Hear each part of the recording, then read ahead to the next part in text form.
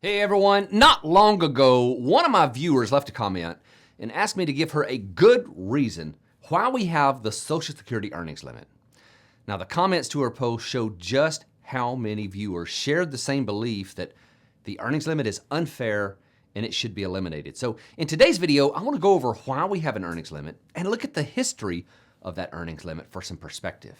But before we jump in, if you haven't already gotten a copy of my Social Security cheat sheet, be sure to download your free copy today. This is where I've taken the most important stuff from the massive Social Security website and condensed it down to just one page. And this includes the current earnings limit ranges. There's a link in the description below where you can get yours. So back to the viewer who was asking me about the Social Security earnings limit. And by the way, if you want to familiarize yourself a little bit more with the earnings limit, there should be a video link coming up now that you can click on and go directly to a video I made on the subject. But the summarized version is that there's a limit on the amount of earnings you can have if you are under full retirement age and you want to draw Social Security. And in my response to this viewer, I explained that I believe the rules to be a little bit unnecessary. Seems to me that if you want to retire early and take a benefit reduction, that alone should be enough of a penalty. But the overlayment of the earnings test rule, in my opinion, just adds to the complexity. But even though I think it is a little unnecessary, I do know the rationale behind the entire program of Social Security was that of a safety net. The original intent of the Social Security system was not to supplement retirement income like we use it for today, but instead it was to keep the elderly, most of whom lost any of their potential long-term wealth in the Great Depression, it was intended to keep them out of poverty. I also know that today's earnings limit is relatively generous compared to where the Social Security earnings limit began. So let's take a quick walk through history and let's see just how this earnings limit has evolved. In the original Economic Security Bill, which is what the Social Security Act was originally called, President Roosevelt sent to Congress a very restrictive earnings limit. It said, "No person shall receive such old age annuity unless he is not employed by another in a gainful occupation." Now that language meant that even if you had a single dollar in wages from a job, you could not collect a Social Security benefit at all. Now that bill reached Congress and then it's made its way through the House Ways and Means Committee, and after they held hearings, the committee members suggested dropping the retirement earnings test, but the Senate Finance Committee ultimately decided that the earnings limit should remain. And eventually, the House version passed without the earnings limit by a vote of 372 to 33. Now the Senate version with the earnings limit passed by a vote of 77 to 6. So after a couple of more months of them wrestling over the details, they finally signed the final version of the bill, which featured the earnings limit.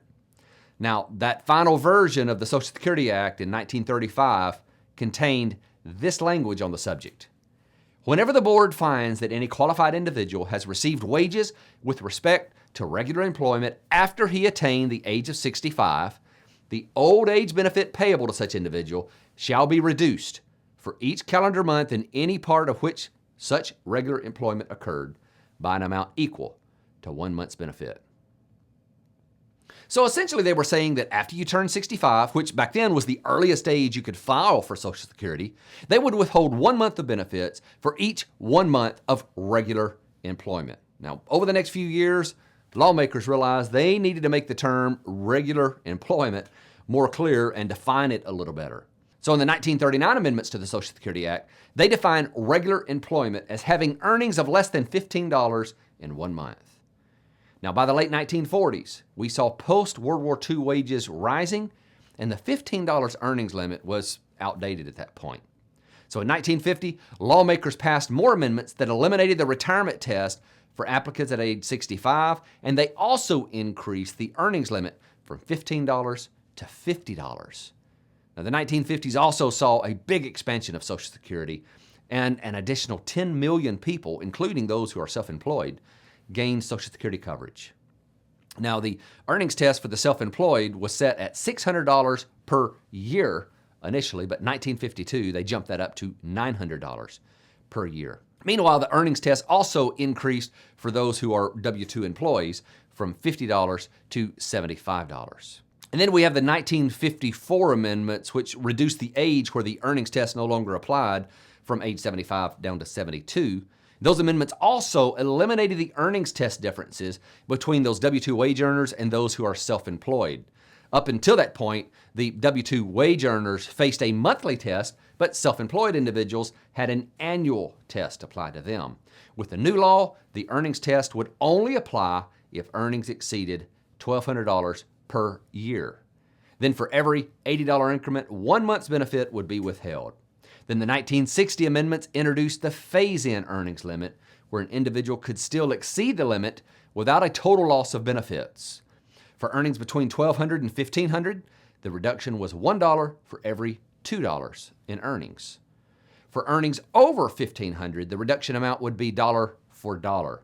From this point forward, the earnings limit used this phase-in approach. The 1961 amendments increased the upper limit to $1,700 from $1,500, and then the 1965 amendments changed this range again. Recipients could earn up to $1,500 a year and still get all of their benefits.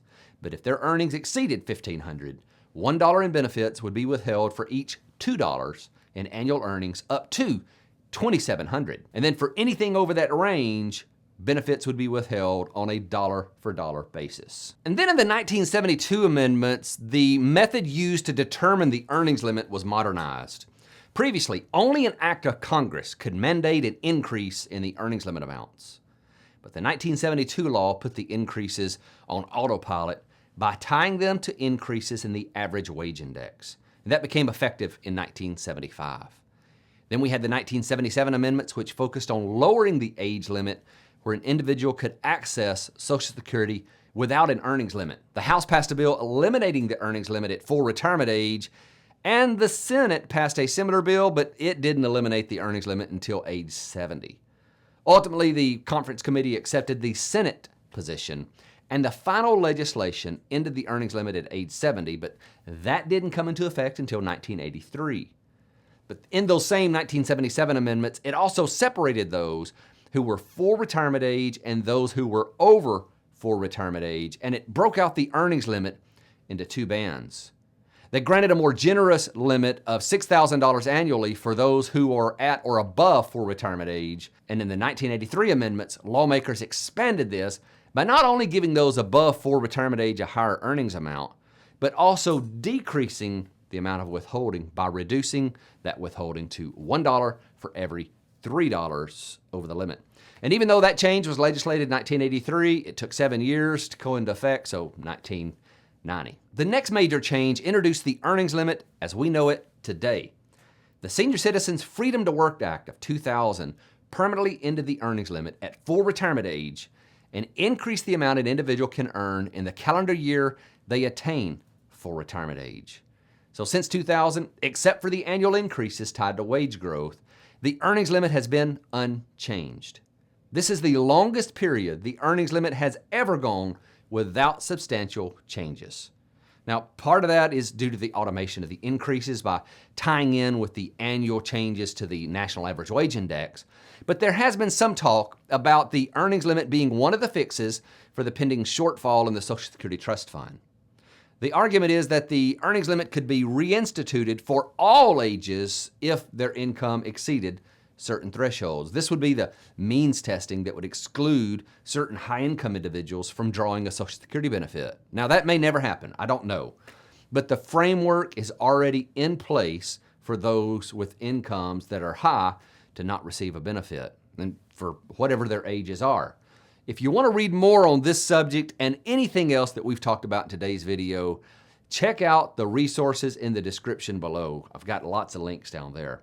But whatever changes come, I'll be sure to keep you informed right here, but you got to subscribe if you haven't already so you won't miss any of the videos I put out. I hope this video helped explain some of the rationale behind the earnings limit and puts the current limits into context. If you have any questions, leave them in the comments below.